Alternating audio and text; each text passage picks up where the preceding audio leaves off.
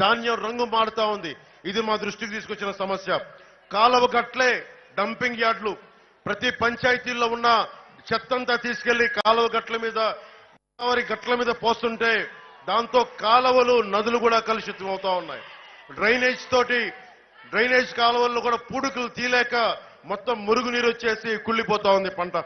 ఇవన్నీ చెప్తా ఉన్నారు. పంట కాలువల నిర్వహణ లేదు, దీని గురించి అధికారులకు శ్రద్ధ లేదు, ప్రభుత్వానికి శ్రద్ధ లేదు, ఉన్న ఎమ్మెల్యేకి శ్రద్ధ లేదంటే ఆ రోజు నేను ఒకటే మాట చెప్పాను. నేను 3.5 ఎకరాలు మాకు చిన్న వ్యవసాయ భూమి ఉండేది మొగల్తూరులో. ఒక్కొక్క సెంటు 2 సెంట్లు మనకి ఆర్థిక ఇబ్బందులు వచ్చినప్పుడల్లా పెళ్లిళ్ళు చేయాలన్నా చిన్నమ్మలకి అమ్ముకుంటా వచ్చాం. ఒక రైతు కష్టం నాకు తెలుసు.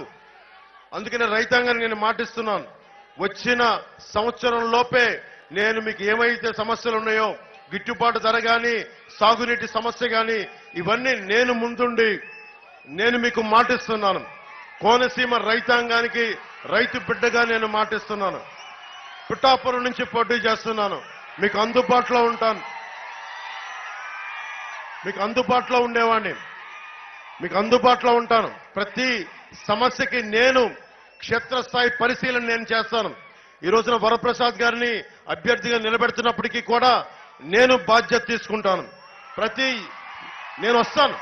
నేను కోరుకునేదల్లా ఇక్కడున్న అశేష నా అభిమానాలని యువకుల్ని అందరినీ కూడా నేను ఒకటే కోరుకుంటున్నా, నాకు సమస్యలు తీర్చే సమయం ఇవ్వండి. ఫోటోలకి మీద పడ్డా లేదంటే నన్ను వెళ్ళనివ్వకపోయినా క్షేత్రస్థాయి నాకు పర్యటన చేయాలంటే మీద పడితే నేను సమస్యల్ని నేను తీర్చలేను. నేను కోరుకునేది అదొక్కటే. రైతాంగం కోసం నేను వచ్చినప్పుడు, ఒక సమస్య కోసం నేను వచ్చినప్పుడు నాకు సమస్యని పరిశీలించే అవకాశం కల్పిస్తే నేను అన్నీ వదిలి వచ్చిన వాడిని. మీకు తెలుసు, 200 కోట్ల పైన సంపాదిస్తే తప్ప 70 కోట్లు ట్యాక్స్ కట్టలేము. నేను 70 కోట్లు ట్యాక్స్ కట్టాను 5 సంవత్సరాల్లో. అది నా సంపాదన. నాకు రాజకీయాల్లో డబ్బు సంపాదన అవసరం లేదు. కానీ మీ కష్టాలను తీర్చడానికి మీకు ఇంట్లో ఒకటిగా నేను ఈ రోజు రాజకీయాల్లోకి వచ్చాను.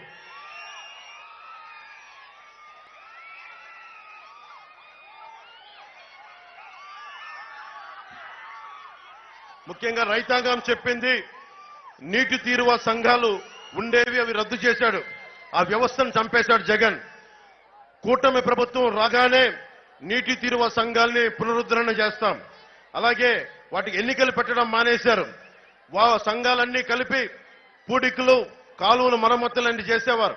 గ్రామ సభలను పెట్టుకొని ఏ కాలువలకు ఏమేం చేయాలో నిర్ణయించుకునేవాళ్ళు. దానికి అవన్నీ లేకపోవడం వల్ల ఈ రోజున అన్ని రకాల వ్యర్థాలు వెళ్ళిపోయి పూడికలు లేక నష్టపోతా ఉన్న రైతాంగం. రైతులు పెట్టుబడి ఖర్చులు పెరిగిపోయినాయి. ధవళేశ్వరం నుంచి అంతర్వేది వరకు ఉన్న పంట కాలువల్లో దారి పొడవున డ్రైనేజ్ కలవటం వల్ల పంట పొలాల్లోకి వ్యర్థాలు చేరి పంట నాశనం అవుతా ఉంది. దిగుబడులు తగ్గిపోయాయి. నేను ఆ నీటి తీరువ సంఘాలని పునరుద్ధరణ చేసి ఆ జరుగుతున్న నష్టాన్ని మేము కట్టడి చేస్తాం.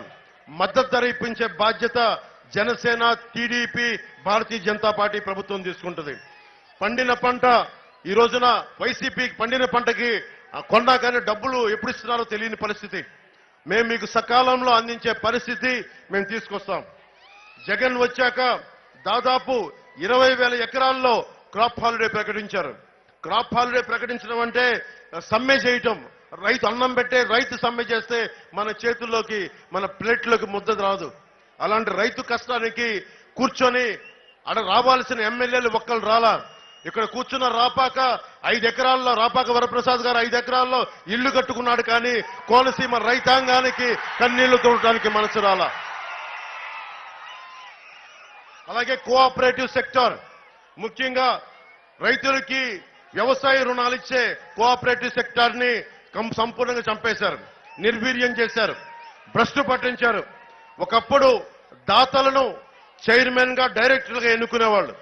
ఆ ఎన్నికల వ్యవస్థని తీసేసి రైతాంగానికి ఏమాత్రం సంబంధం లేని, ఒక రైతు కష్టం తెలుసుకోలేని, తెలియని వ్యక్తి అయిన ఎమ్మెల్సీ అనంతబాబు అనే వ్యక్తిని మనకి ఈ అగ్రో సంస్థకి అగ్రో లోన్స్ ఇచ్చే కోఆపరేటివ్ కి చైర్మన్ గా చేశారు. అనంతబాబు అనే వ్యక్తి మీ గురించి మీకు తెలుసు. తన కింద పనిచేసే ఒక దళిత కులానికి